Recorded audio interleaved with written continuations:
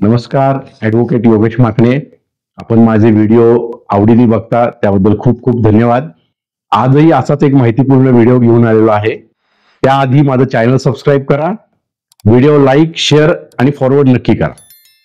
तर मित्रांनो, आजचा विषय असा आहे की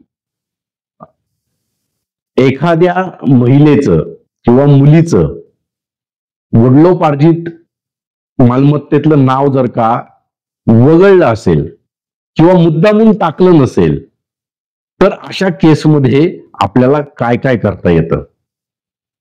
कारण आजकाल जरी महिलांना वडिलोपार्जित प्रॉपर्टीमध्ये समान अधिकार हिंदू सक्सेशन ऍक्टने दिलेला असला, म्हणजे हिंदू वारसा कायद्याने दिलेला असला, तरी देखील आज समाजाची किंवा भावांची मानसिकता अनेक ठिकाणी अशी बघायला मिळते की बहिणीला काय द्यायची गरज आहे, बहिणीचा काय हक्क आहे, आम्ही तिला लग्न लावून दिलेलं आहे, आम्ही तिला सोनं नाणं दिलेलं आहे. परंतु कायदा हा सगळ्यांना समान असतो, कायद्याच्या पुढे कुणीही जाऊ शकत नाही.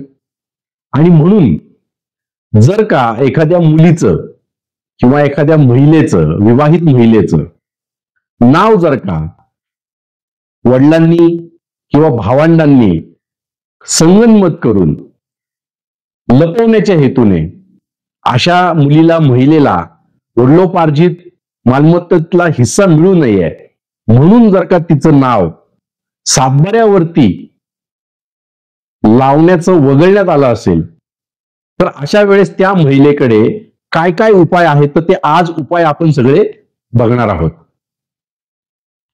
तर सगळ्यात पहिल्यांदा तर आपण असं समजूयात की एक सातबारा आहे आणि त्या सातबाऱ्यामध्ये फक्त वडिलांचं नाव आहे आणि वडील मयत झालेले आहेत. त्या केसमध्ये जर का भावंड म्हणजे भाऊ मुद्दामून लावत नसतील तर त्या महिलेकडे हा अधिकार आहे की तिने स्वतःचं नाव स्वतः भावंडांसकट सातबाऱ्याला लावण्यासाठी अर्ज करावा. आता त्यासाठी एक प्रिस्क्राईब अर्ज असतो. तो अर्ज तुम्हाला तहसीलदार कार्यालयात मिळतो, तलाठी कार्यालयात मिळतो, साध्या झेरॉक्सच्या दुकानातही मिळतो. आणि तो तुम्ही घेऊन एक ऍफिडेव्हिट करून, वारसा प्रतिज्ञापत्र करून तुम्ही ते तलाट्याकडे सबमिट करू शकता. आता जी दुसरी केस आहे ती मात्र इंटरेस्टिंग केस आहे की भावानी किंवा एखाद्या बहिणीनी मुद्दामून एक बहीण लपवली आहे किंवा दोन बहिणी लपवल्या आहेत आणि फक्त स्वतःची नावं सातबाऱ्यावरती लावून घेतलेली आहेत. तर अशा केसमध्ये काय करता येतं, तर हे जेव्हा तुमच्या निदर्शनास येईल त्यावेळेस अशा मुलीनी किंवा अशा महिलेनी उपविभागीय अधिकारी, प्रत्येक तालुक्याला एक उपविभागीय अधिकारी असतो, इंग्लिशमध्ये शॉर्ट फॉर्म मध्ये त्याला SDO म्हणतात. अशा SDO कडे तुम्ही अपील दाखल करू शकता, ज्यामध्ये तुम्हाला तुमचा जो फॅमिली ट्री आहे, म्हणजे तुमचं कुटुंब कसं होतं, कोणाचे किती वारस आहेत, कोणाची किती मुलं आहेत, याला फॅमिली ट्री म्हणलं जातं.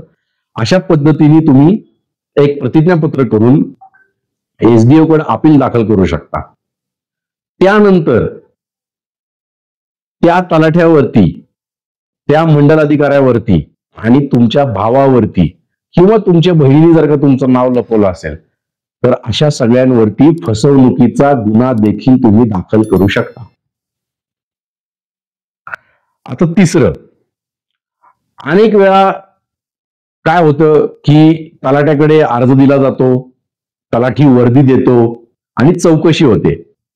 त्या चौकशीमध्ये देखील अनेक वेळा हे जे भाऊ लोक असतात ते मोहापायी, लोभापायी विटनेस मॅनेज करतात आणि अशा विटनेस देखील तुमच्या नाव त्या चौकशीमध्ये घेत नाही. तर तलाठ्याकडे, मंडलाधिकाऱ्याकडे असं एक चौकशीचं रजिस्टर असतं, त्याच्यावरती विटनेस पंचांनी सह्या केलेल्या असतात. अशा पंचांविरुद्ध देखील तुम्ही गुन्हा दाखल करू शकता. आता तिसरं,